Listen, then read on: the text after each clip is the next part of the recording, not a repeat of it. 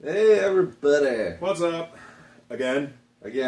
For you never saw the original. It never got out. So What original? Jared, are you implying that we did this earlier and something went wrong?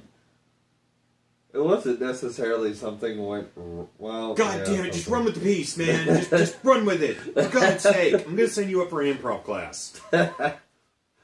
Top 5 of 2017. We're here. We Jesus. have lists. Yes. We're ready to talk. These are our best lists. We already did our worst. Sure, and man. got those out of the way. Man, oh shit, it's that fucking list. Okay, your turn. You go first. Get started here. Okay, my number 5. Now, I left out Star Wars and Marvel Cinematic Universe movies. Okay. So that means like Guardians of the Galaxy, Thor, even Spider-Man Homecoming are not on this list. Because I didn't want my list to be stacked with just like generic superhero movies that everyone's like, oh, this was Because great. you're a giant comic virgin nerd boy that lives in his mother's basement. I don't live in my mother's basement. I don't even know my mom, Sean. God damn it, Jared, run with the bit! Number Technically, 5. you live in the basement. So. Number 5, Jared. Slight. Now, I didn't see Slide. What was Slide about? Slight is... It's a movie that reminded me that low budget can be done very well. It was made for, I think, somewhere in the neighborhood from $250,000 to $500,000. Okay. And it was...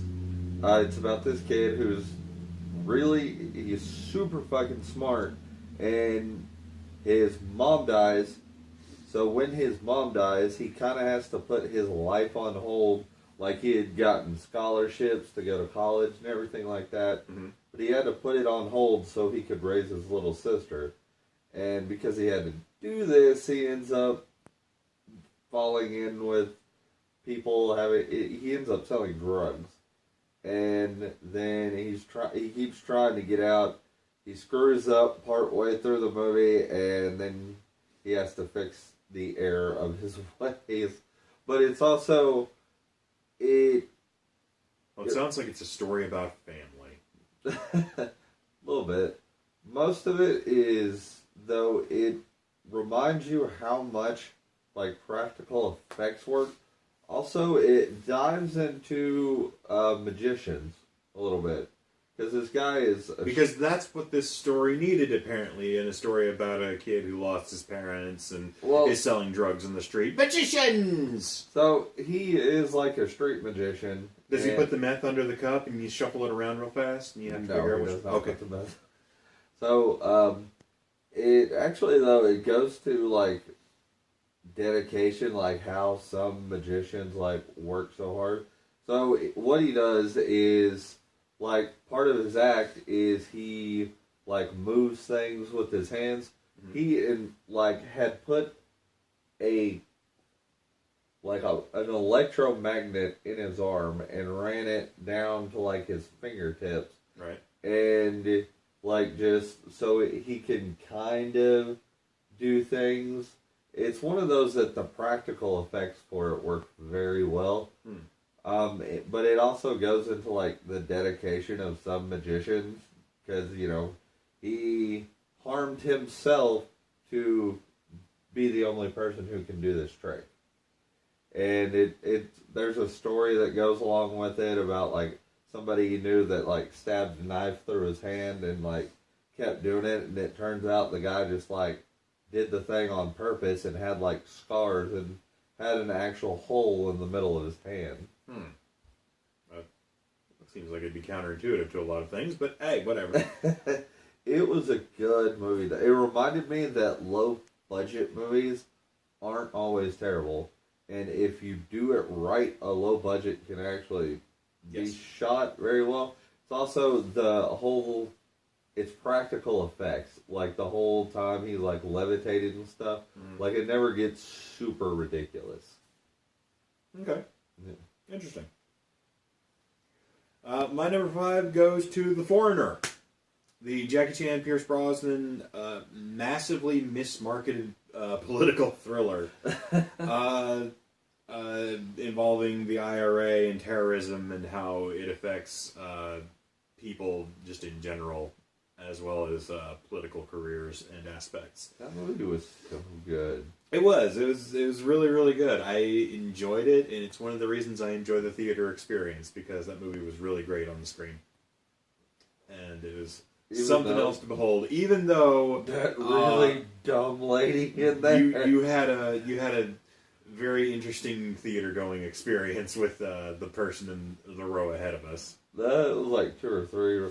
Like it's that particular theater most of the time. When we go there, somehow we end up with just like one person that. Like when we went and saw Planet of the Apes. I was about to say, because we had the same problem with Planet of the Apes. That, with Planet of the Apes... It might have been the same person, we don't know. It very well may have. But there was somebody talking behind us in Planet of the Apes. This lady was in front of us. Like there's a scene where Jackie Chan like shows up in Pierce Brosnan's apartment, and she's like, "Oh, it's Jackie Chan." Like, who the Loud fuck enough else? for like the entire theater to have heard. It's like... Who the fuck else is it going to be? Like, we did a video and talk about it in depth, and I'd say go watch it. It was Batman. Batman showed up out of nowhere and beat up Irish Pierce Brosnan. Hey, if there was a Chinese Batman, I can't. Well, there might be something on that in the near future, but maybe. You never know. All right, Jared, you're number 4. My number 4. Also, be ready with this. Also, another movie you didn't see. I tried to do movies you didn't see and right. movies I know weren't going to be on your list. My number 4 is Get Out. You had said something about this, and this is the movie like everybody and their mother went crazy about and tells me I should see, and I for whatever reason haven't made time for it, despite the fact that I ended up making time for another movie that even fewer people have seen for my number 1. But yeah, I heard a lot of really good things about it. I've always been interested in what the comedy duo of Keegan-Michael Key and Jordan Peele are capable of, and so it's really nice to see at least half of that equation doing something serious, and it was succeeding at it very well. It was so good. Like, it's another one of those movies that it made, like, slight, like I said, it was like $500,000 to, like, made for $250,000 to $500,000. It made, like, 5 or 6, you know. It didn't have astounding box office numbers, but it still made like 10 times its budget back. Right. Because it was so low budget. Well, this one was made for... I try not to dwell too much on how much the movie cost to make or how much it made back, because if you start tracking those numbers, then you start saying like, oh, well, if money equates goodness, then Transformers 5 was the greatest movie of the year, nearly. No, it was. No, I was saying it though because this movie made like it was very low cost. I know it was. Well, it's a Blumhouse movie, and Blumhouse doesn't usually put a whole lot of investment into their movies. Yeah, it was very story driven. There weren't a lot of effects. But they're not nearly as bad as The Asylum, but I think they fall very much into the pump and dump scheme of movies. It was so good, though. You will walk out of this thing feeling that there's a little bit you kind of feel bad, like you kind of feel racist coming out of this movie. You should with your white guilt, you. Well, it's not like a bad racism that goes on there. It's just... Hold on. Hold weird. on. Because that statement now has to be qualified that there's good racism. Well, no, it's like you just gotta walk out of it like, I wonder if this is how they think about us all the time. Jesus, Jared, how they think about us. Such binary terms.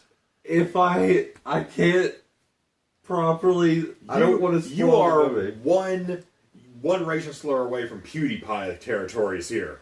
No, I don't want. I could say something, but I don't want to spoil the movie. Good. That's awful, Jared. You should feel bad about that. Just because we live in the South doesn't mean that's okay. It's just, I kind of wonder if the guy who wrote it, like, actually feels like white people would do the thing he. Well, it is very much a science fiction story at heart. Yeah.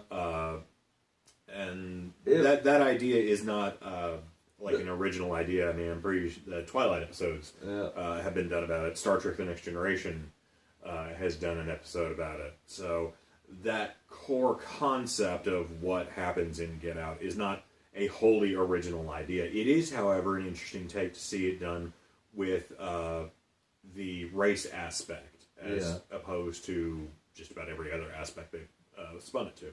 This is another movie that, like The Foreigner, it was mismarketed. Yes. It was sold as more like a horror movie. From what I've heard, it's very much a suspense. It's a solid suspense movie. There's no like, there's like no thing that's coming for him like the main character. It's there. Kind of like just how It Comes at Night was massively mismarketed. Just go watch it. That's all I can say. Okay. It was really good. I enjoyed it. My number 4 goes to Dunkirk. It's a really, really great movie, and it was really good to see Christopher Nolan getting back to doing large-scale, for lack of a better term, epic pieces. This one centers around the World War II evacuation of the city of Dunkirk. Yes. And the story about the civilian brigade that went to go get soldiers and help them flee, the people trapped on the shores, and the air division that helped fight off bombers and other ships that were trying to shell the hell out of them. And I put this one kind of low on my list because part of it really does come down to how it was shot, and mostly in that it was really meant for an IMAX level screen. Yeah. And so viewing this movie again at home wouldn't feel nearly as grand and epic. It was really That being said, it is a really good movie. It's really solid. Not a lot of dialogue, but everything is conveyed through emotions and narrative and all kinds of good stuff. I can't even talk about it. It's just that darn good. I'd say go watch it and then go watch our review. Yeah, you definitely want to see it. So, Jared, number 3. My number 3 is Going in Style. This one, I like this one a lot. I just didn't like it enough for it to make my top 5. I would easily say it's in my top 10. I put it like so high up on my list just because it came out when there were not a lot of good movies coming out around that time point. See, I don't like to do that. If I put a movie on my list that I say, man, you should really go see this movie, I mean, man, you should really go see this movie. But I feel that way about this. No, it is a really good movie, and I'm not denying that. But like I say, I just didn't feel it was good enough to make my top 5. I just really heavily enjoyed it. I love seeing, the Morgan Freeman, Michael Caine, what was the third one's name? Alan Arkin. Yeah. All of them, together. Plus, yeah, those are 3 of my favorite actors, actually. I really like all of them, and just getting them all combined. Morgan Freeman's like the grandpa you always wish you had. Yeah. Michael Caine. He's the British grandpa he's Michael Caine, and then there's Alan Arkin, and you're just like, I'm really glad I'm not related to you, but if you were like my granduncle or something, that would be awesome. Alan Arkin always has that very dry, acerbic wit to him, and so it's just absolutely love him for it. I had so much fun, watching them, prepare and train, rob this bank. It's rule number 1, you never rob your own bank. Well, we are. Yeah. Okay, we'll skip rule number 1. Go on to rule 2. It was a ton of fun. I I very much understand why people enjoy it. I enjoy it. Yeah. Like I said, I just didn't enjoy it enough to make my top 5. So I saw this movie like 2 or 3 times. I really did just truly enjoy this movie, and it's just one of those where it's like, you know, you don't have to go see the big action movie. Like, something low scale like this is definitely can be a shining star. Yes. In like a sea of crap. Yeah. This year was not good for movies. We didn't see a lot of good movies, but this is actually a fairly good year for movies. I mean, it wasn't super great. Your movies came out like 50-50 this year. I would say closer to like 65-35. Yeah. It was good enough. I hate using that phrase, but it was good enough. This movie, I just really, really enjoyed it. It's definitely worth a watch. Yes. Especially if you like any of those 3 actors. And it has, like, other people who show up here and there. Like, Christopher Lloyd playing the old crazy guy. Yeah. It was so funny. His, like, 15 seconds on screen just still hilarious. Because you believed he was out of his fucking mind. Hey, it's Christopher Lloyd. What you gonna do? That man's a treasure. All right, Sean. My number 3 goes pretty much in the exact opposite spectrum of what yours did, with Blade Runner 2049, which was so big and opulent it might actually rival Caligula for how much went into this movie. And it's... Blade Runner 2049 is kind of an odd bag for me because I would never in my life have said, yes, I want a Blade Runner sequel. Mostly because there are like 18 different variants of the original movie and no one can settle on a correct ending for it. And yet somehow... you really like this movie. I did really like this movie. The director is the same guy who did Arrivals, which is a really awesome movie. And they basically side-skirt all of that by saying, we're not even going to talk about it. Very little of the original movie is referenced. It tells its own story and stands on its own legs very well. If you've never seen Blade Runner number 1, you can absolutely see Blade Runner 2049 and have no problem catching into what's going on. Yeah, I'd almost seen like a certain version of it. I'd never seen that. I showed you the final cut, and you don't have to see all of them, believe you me. But you also enjoyed the fact that it never... You thought it was going to answer a question everyone had been asking. Yes, I thought I was horrified to the idea. Is like they're gonna do something. They're gonna say whether or not Deckard is a replicant, but they do the very smart thing, and they just completely sidestep it, and it doesn't feel half-assed the way they do it. It feels very earned for how they get around the subject matter. Yeah, we talk in depth on our review video.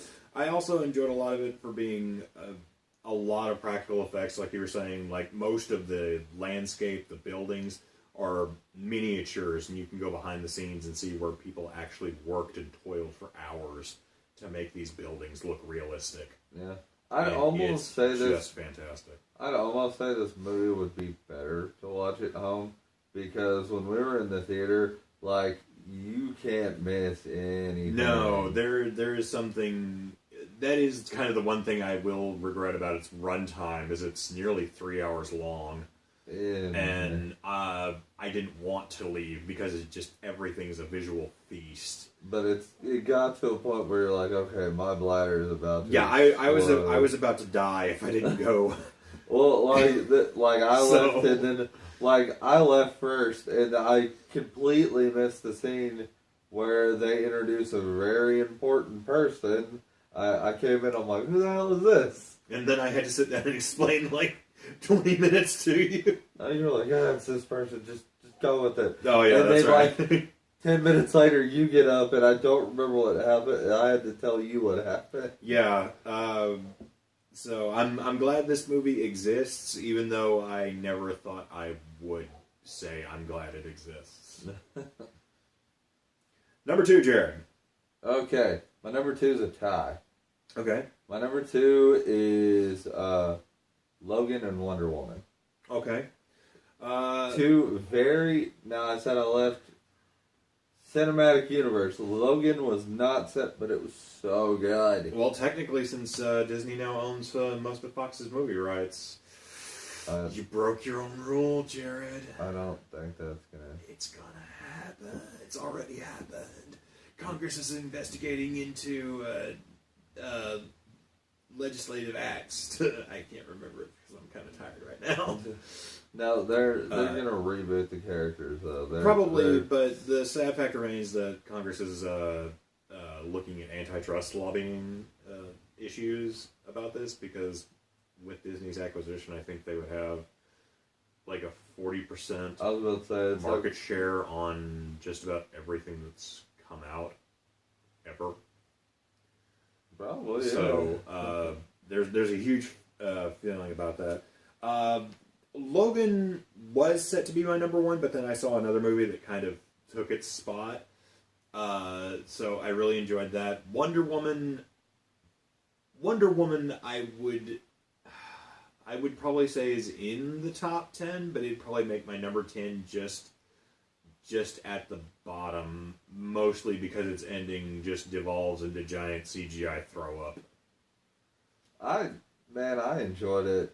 It was... Oh no, it's really enjoyable, but like I said, that ending just, it all but takes a shotgun to its kneecaps and just completely mutilates itself. We talked pretty in depth about that one because we did a review about that one. Yeah, I thought the villain from Wonder Woman should have just crossed over and been the villain in Justice League. Well, that would have been nice, but no, people need that. They need that action beat 'em up. The villain needs to fly and spit fire at him. It's the God of War. He could completely do all of that. Well, yeah, but people got to see Wonder Woman kick his ass, even though he looks like a weaselly little British freak. Towards the end, though, you really... He looks like Ron Weasley's dad. In fact, get the guy who played Ron Weasley's dad. We'll make him the God of War. That wasn't the guy who played Ron Weasley's dad. Was it not? I'm pretty sure it was. No, he played the werewolf. He was Lupin. Oh, okay, Lupin. okay. I knew he was from Harry Potter. Yeah, he played Professor Lupin. No, the orange hair threw me. That's why. The only gingers in Harry Potter and they don't get them? Bastards! But Logan, that is a way you retire a character. That is a way you retire two characters. Yes, very much so. There's a really great interview with Patrick Stewart where he came to the conclusion that he's like, I can't follow this up. I'm done. This is the best one I've done. I'm gonna go out with Hugh Jackman on this. We're walking out of this thing. Heads held high. No, that is a really great emotional ride of a movie that really confronts death, regret, and aging in a way that very few actual movies tackle. And so to see that done with comic book characters and in such a way that's borderline flawless in its methods of pulling it off, is almost unheard of. Yeah. It was also like a great father-daughter tale with X-23 showing up, and the actress who played her, like, I was not expecting a child to be that good on screen. Some kid actors are very good. Like, I mean, you were surprised with kid actors this year. I mean, with Logan. With her though, like half the movie, you think she can't even talk. Yes, and then she just like starts like spitting out word vomit, talking to Logan. It's that's Spanish, you racist. God. No, like, now you're gonna call their language vomit? That's It wasn't talking about the Spanish. I was talking like she just started talking a lot at the end of the movie, and was quiet like the first half. No, I get what you're saying. She was honestly really, really good. That's one of those movies I'm very glad that I saw. And if it weren't for what did come in that I saw very recently, it would absolutely still be my number one. But I saw something better. So. Okay. What was that? Your number two? No, that was my number 3. So, or my number 3 was Blade Runner. Your number 3 was Logan, and my number 2 now. My number 2 now goes to Captain Underpants, which is a kids movie that is based off a book series meant for kids, made by a man who claims to have the mind of a child and just about everything he does, as well as the art skill of a child. So, for those of you who don't know, Captain Underpants is the creation of 2 kids named George Beard and Harold Hutchins, who created a comic book character who slightly resembled their principal, Mr. Krupp. But one day they get a hold of a hypno ring and they hypnotize him in order to try and get out of detention and trouble, and they turn him into Captain Underpants, who wears nothing but underpants and a cape made out of a red curtain. Tra-la-la. Yes, and that is his catchphrase as he bounds down the street. And this is their first epic movie fighting Professor Poopy Pants. This movie was so good. It is. It is a wonderful example of making a kids movie without talking down to them, but at the same time have jokes adults are going to get. Like the teacher's salary. He shrinks down the school by accident. It's like, oh look, a tiny building full of tiny teachers with tiny paychecks that reflect on their views that society places on education. And it's just, I'm just sitting there in the theater, I'm like, Jesus, Captain Underpants! You went real, man! But there is a ton of just really stupid humor and really smart humor combined all at once. And it just made me feel so happy walking out of that movie in a way that very few kids' movies do. This is the second movie this year that's Kevin Hart surprised me in. I gotta admit, he kind of surprised me in this because, like he did with Jumanji, I just saw Kevin Hart doing his shtick. But with this, it's like, oh yeah, that's my favorite part though. Like about 10 minutes into the movie, they start playing like the movie's over and it, like award things are popping up. Yeah. Rotten Tomato. He's like, that's our movie. It's really short. I don't know what happened here. And then like the principal grabs it. No, if you haven't seen it, I strongly recommend you go see this movie. It is hilarious. Oh wait, where did Logan fall on your list? Logan got knocked off my list. Oh. So, honorable mention, Jared. Atomic Blonde. Atomic Blonde. This movie, I can understand that a lot. This movie, I ended up putting it on my worst list. Fairly low, but it's one of those movies that really doesn't hold up upon repeat viewings. A lot of the plot points are very obvious. It was really like... Don't get me wrong, having watched it right before I went and saw American Assassin, and then I watched it, and then I rewatched it, and I was like, man, this is actually really fucking dumb. Why did I enjoy this? And then I watched American Assassin, and I'm like, right, that's why I enjoyed Atomic Blonde. It was like super... There was a couple things in there that were just that one solid scene. It's got some really good stuff. Like I say, I wouldn't anywhere nearly put this as like a... I will say, like, everyone was hyping like the worst movie ever, but no, I didn't put it on my worst ever list. Never mind. But yeah, it just didn't quite make... it doesn't hold up under repeat viewings. Yeah, this is one you watch it once and you need to stop. Yeah. That and the trailer lured me in with Depeche Mode, and they didn't have Depeche Mode actually in the movie. Yeah, it was still, I enjoyed it. I thought it was really good. Bunch of 80s nostalgia, especially the freaking, everyone hyped the stairwell scene. The stairwell scene was worth it. That actually does have a good payoff, and that is a hell of a fight. Yeah, and it's like almost a solid 10-minute shot.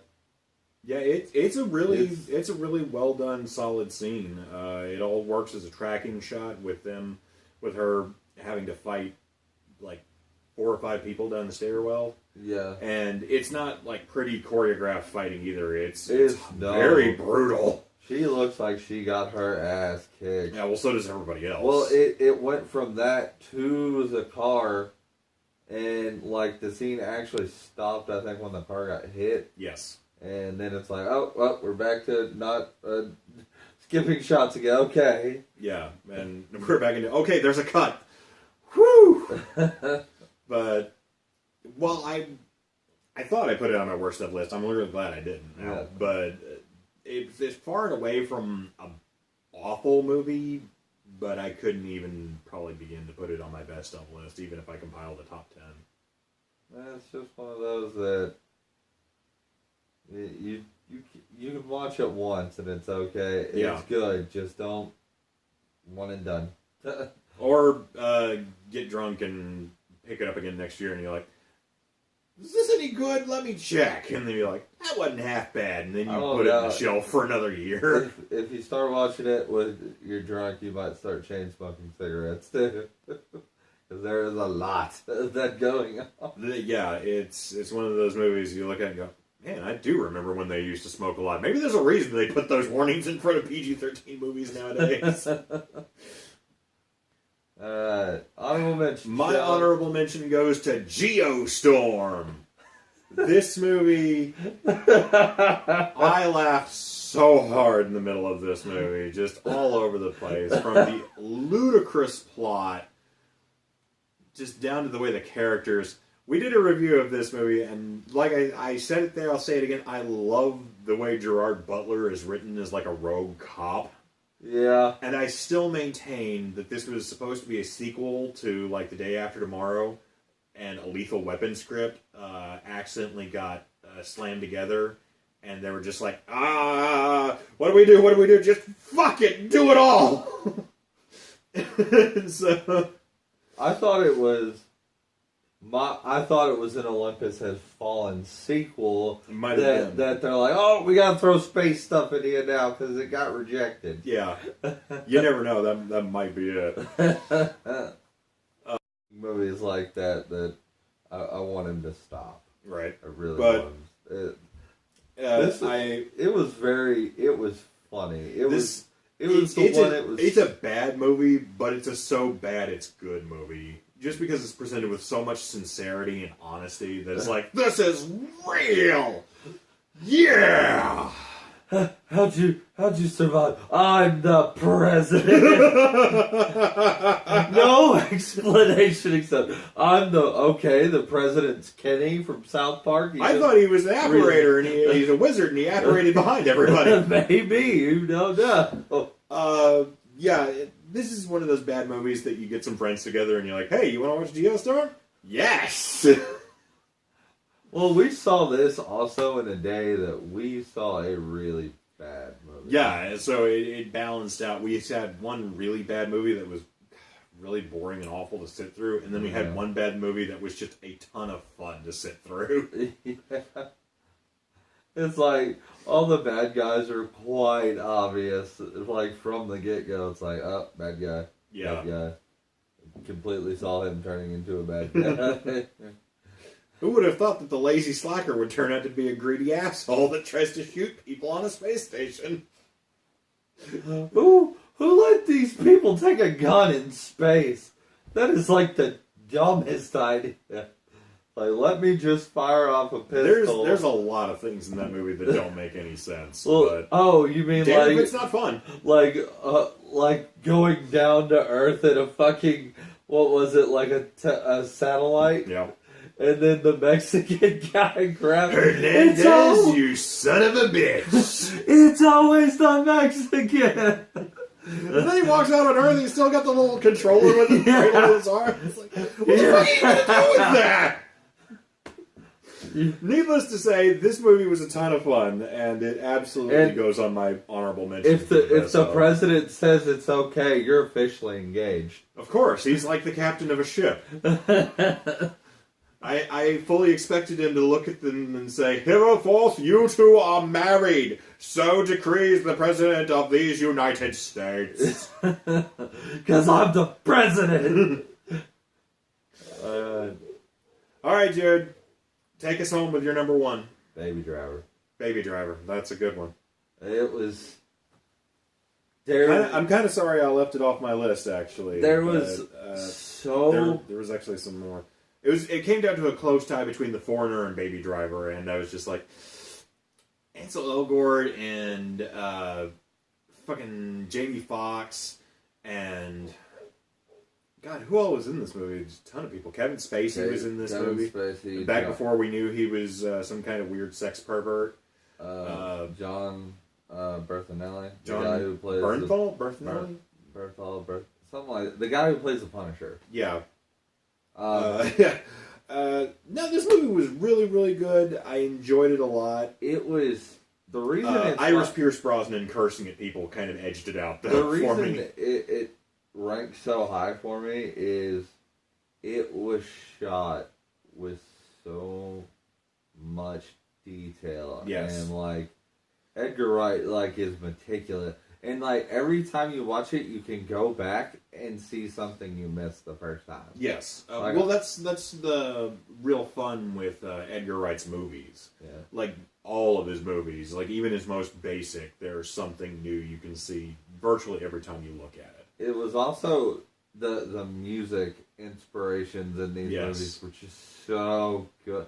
The soundtrack for this thing is baller soundtrack. It's like 30 songs. It's a hell of a track. I'm looking to get it get an EP of it. Yeah, it was.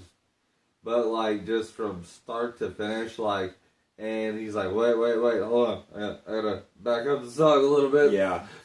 Before I get in this car and steal it. And you were happy because it was your car. Yeah, they do actually. They end up driving. They drove a Saturn Aura, which is like, it's not a car you see very often or at all in movies, actually. And yet there's my vehicle getting center stage for a movie, and I'm like, that's kind of cool. It was just in like a world of Fast and Furious movies. Yes. Like, I was happy that this one was better than any Fast and Furious movie. Yes. There was so much detail. It was a really good story. And, like, you have a start, a middle, and an end. That you don't... That's most movies, yes. Well, you don't get a tease of a sequel. You, like, this movie, you know it's one and it's over. Yes. You're not going to get another one. And, it's just so good. Yeah, it's got a lot of really great stunt driving to it, which I have watched. I love me some good stunt driving. It's one of my guilty pleasures in a movie. I even enjoy some of the Fast and the Furious stuff whenever they're actually in the cars driving around. Yeah, because I even enjoy some of the stupid death race movies because they have some actual pretty decent driving in some of it. The stories are horrible, and I hate all the characters, but the driving portions are good. Like, this is one where the driving part was good, and I also like the characters. Exactly, so it's like Death Race 2000 with Roger Corman at the helm. The main Ansel Elgort surprised me. I didn't expect too much out of him, but he really knocked it out of the park. Like, he's mostly done small roles, and it's like mostly like the romance, like it was really nice to see him kind of break out of the typical role he usually plays. I think like the biggest thing he's known for besides this was like A Fault in Our Stars, the movie about with Shailene Woodley having cancer. Yeah. But he surprised the shit out of me. And even the girl actress in that, the only thing I'd ever seen her in was, she was Cinderella in the new live action one. That's good. But it was just solid movie all around. I've seen it like 3 or 4 times and I keep finding new things in it. Kevin Spacey being Kevin Spacey. Yeah, back before we knew him as the man who got touchy-feely on on a lot of people, so... Hey, you don't have to like the guy, but he can be a good actor. You don't have to like the actor for the actor to be a good actor. That's true. I mean, Roman Polanski made some good movies, but he's kind of a sex weirdo, so... I mean, Matt Damon's kind of a prick and like anti-gun everything, anti-Second Amendment. Yet he goes and makes all the Bourne movies. Well, have you ever noticed how Jason Bourne usually kills people with his bare hands? Yeah. There you go. All right, Sean, take us home. My number one goes to a movie that I don't think we even got anywhere near our vicinity. A Ghost Story. It's a very quiet movie. It's a story about a ghost and his journey, told with practically no dialogue whatsoever. I think there might be a page and a quarter of dialogue exchanged. Everything is told throughout the movie with visuals, and I can't really talk about it because if I do, I'm going to give stuff away, and I do not want to give anything away for this movie. It's just a really great movie. It's slow. It's shot very unorthodox. It was shot in 4:3. So everything has to be super tight in for all your characters, but it works because you get this intimacy between everybody. And I strongly recommend you pick up this movie and watch it. It's only about an hour and a half. There are some longer parts to it, but it also speeds up. There are long stretches of the characters not really doing much of anything, and it's just the mood and the atmosphere that allow you to inhabit this area and this time with this person. Sounds interesting. It's very interesting, and I absolutely loved it. I heard recommendations about it, and I was looking through movies that came out, and this is one that kept popping up, and like everybody was saying, it was like, Ghost Story is fucking awesome. Like people that I trust for movie reviews were saying is like, just watch Ghost Story. It's so good, and so I'm like, I guess I'm gonna check out Ghost Story, and I'm so glad I did. It is absolutely wonderful. It's low key. You want to talking about shot with a minimal budget. This is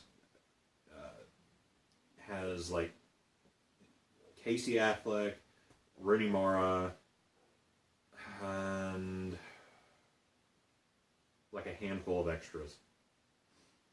Oh, wow. And it's basically all shot around one area, but the story and the journey that you go on with it is absolutely splendid. I wholeheartedly recommend you watch it. As if they haven't gotten that enough from me saying about 5 times that they should watch it. Well, all right. Yeah, it's one of the reasons that I regret us not having an art house theater in our area. No, because we could really use something like that. Like maybe somebody at Behind the Mall get this message and convert that into an art house cinema, and you could like screen some really interesting stuff there. Just saying. I don't know about Behind the Mall, but maybe they should knock out Central 10. Well, that's not going to happen because AMC is a bunch of douchebags that throws money at problems. Well, that's not going to happen at Behind the Mall because it's privately owned. That's what I'm saying. He could renovate it into an art house theater. And he could screen all kinds of really cool shit that nowhere else screens. Because we live in a cultural waste hole. Oh, that guy's all about the bottom dollar. He doesn't even pay his employees holiday pay.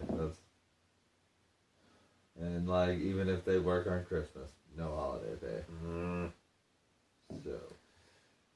Well, there you have it. Our regrets and lamentations about art house cinema not being in our vicinity, and our best of list for the year of 2017.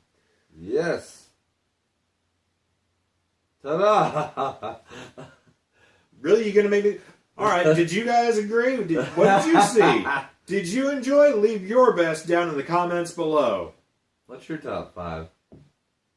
Let us know. Also. Yeah, like, subscribe. There you go. Go check out Sean's shit. There you go. I'm just letting you do it. Just let the train board the station there. I know it's cold, but I don't think the steamer's going to be that cold. And let's pray to God we get some good movies in 2018. We should. if 2017 was any indication, we should be pulling through really good with 2018. There's one I'm excited and worried about at the same time. Well, we'll discuss that when it comes out. Alright, guys. Till next time. Later. We'll see you guys later.